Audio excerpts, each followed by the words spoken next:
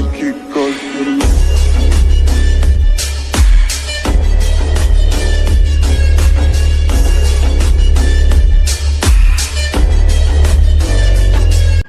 Hello friends, अस्सलाम वालेकुम। क्या हाल चाल है? उम्मीद है सब खैरियत से होंगे। आज की वीडियो में हम आपको एयर गन को डेकोरेशन करना बताएंगे कि किस तरह इसको डेकोरेट किया जाता है।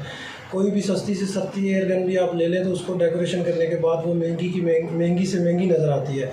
तो इसको हम डेकोरेशन करेंगे। ये इसका जो बट है ये लकड़ी का बना हुआ है, इंतहाई मजबूत लकड़ी का है।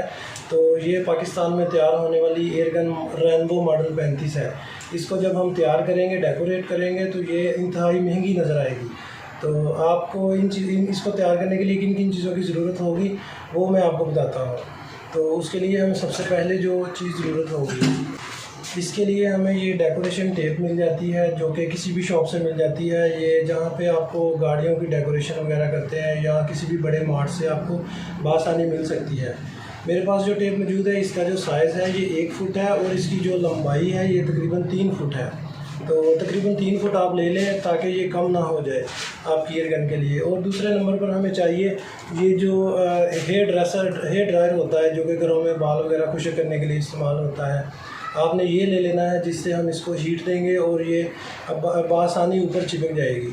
तो उसके बाद हमें एक सीज़र की ज़रूरत होगी। सीज़र आपने किसी भी किस्म का ले लेना है इस टेप को कटिंग करने के लिए।